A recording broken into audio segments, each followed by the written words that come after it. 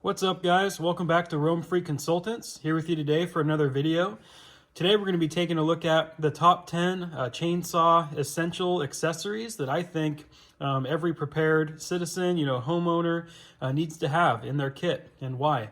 We'll take you through, a lot of the items that I carry, why I recommend, having those items on hand.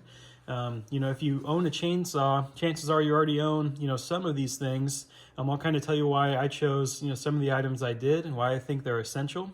So starting right up front here, we'll take a look at, just cleaning and maintenance. Really important thing to do with your saw every year, and what I do with my saws during the winter time is to, kind of take them apart, clean them, make sure they're all good to go, everything's adjusted properly. A really good way to clean them is with a good quality solvent brush, like this one I have here.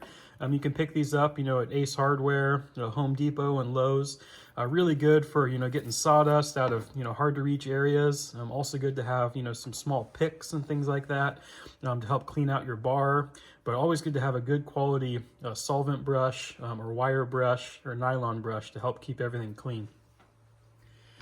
All right, next up, probably the most important tool out of your saw kit is just the kind of all-in-one, multi-tool, whether it's, steel or Husqvarna.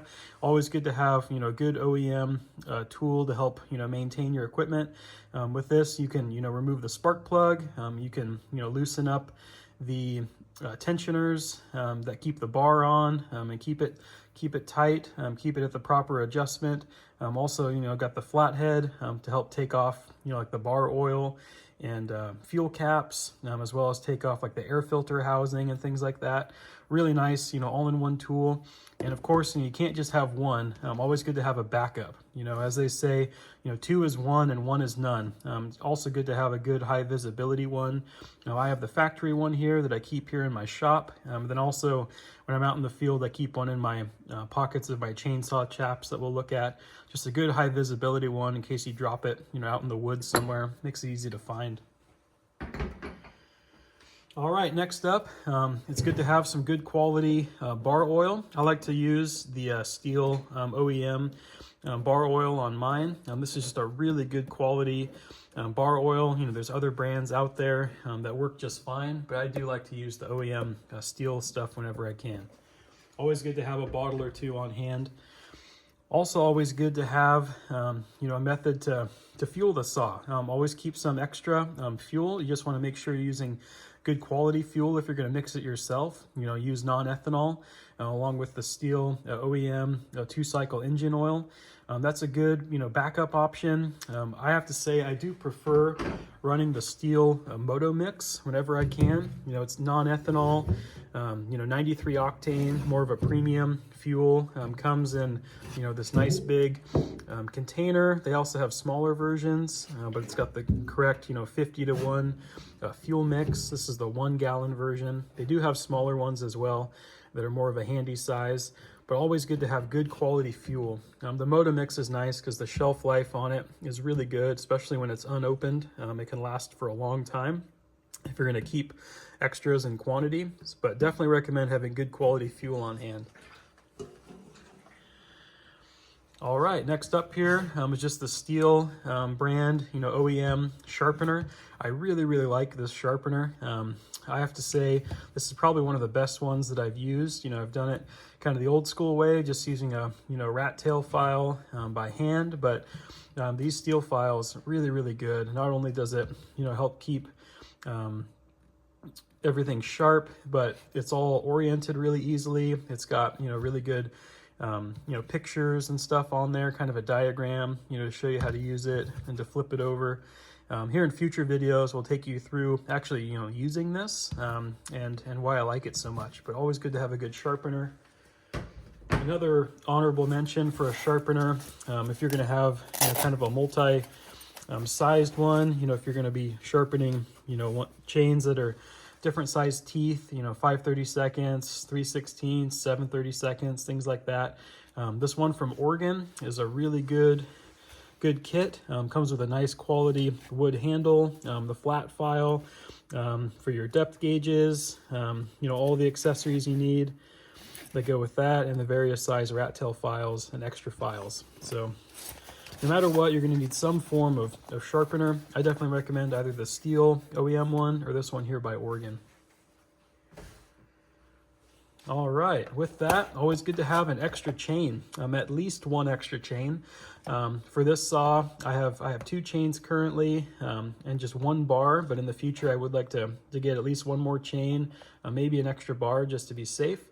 For my other old steel 29, kind of like the precursor to the original Farm Boss, I have extra bars for that and about 6 or 7 chains that I keep sharp and ready to go for various length bars, going from 20 inch up to 24 inch. Always good to have at least 1 extra chain. I highly recommend the OEM, factory steel chains whenever you can. These ones here, Swiss made, really good quality. If you're going to run a Husqvarna, I also recommend running a good quality factory chain as well.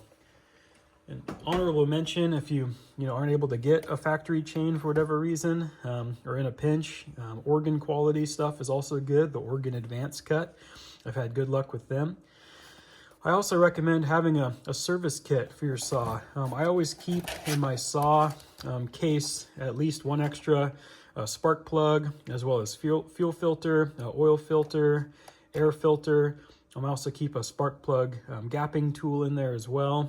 But always good to have some extra bits for tune-up, especially during the off season when you're doing your maintenance.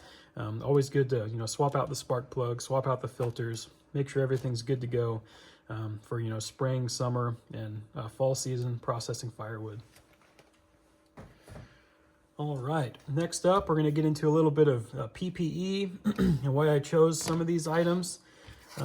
Starting out, I used to run just kind of these generic, like 3M style safety glasses, but over time you get kind of tired of them, fogging up on you. So I recently switched over to more of this mesh style safety glasses here.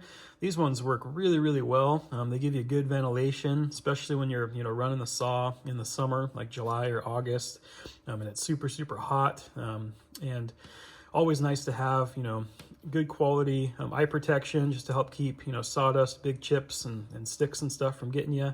I really, really recommend these. Another good option are kind of the all-in-one, helmets that have the face shields and ear pro. I personally kind of like to have mine kind of broken up a little bit instead of that all-in-one setup, but whatever you choose, just make sure you've got some form of eye protection, head protection, and ear protection. Ear protection can be as simple as some of these steel earplugs here, or some 3M style earplugs. Those are always good. No matter what, you need some form of ear protection. Not fun to lose your hearing. Another good option are some just classic style earmuffs. These ones are kind of nice. These are the Howard Lights. Kind of cool, electronic hearing protection. Lets you turn the switch on. You can still have normal conversations with people and hear kind of ambient noise, but once the noise reaches a certain decibel level, they kind of kick in and help protect your ears. So always nice to have some earmuffs. Even just the generic earmuffs are good, but if you can, spring for these Howard Lights or the 3M Peltor, all good options as well. All right, next up, good to have some form of a helmet. This one's just an extra helmet that I've got here. Good brim on it, especially when the sun's out, help keep the sun out of your eyes and off your neck a little bit, help keep you a little bit better protected. Just a very basic suspension system. It's got some decent quality pads in here that can be removed and tossed in the washing machine when they get all sweaty and gross. But definitely recommend having some form of a helmet, especially if you're going to be falling any trees or working in an area where there's widowmakers and deadfall and all that stuff. So good to have a helmet. Doesn't need to be fancy. That's just a thrift store old 3M helmet.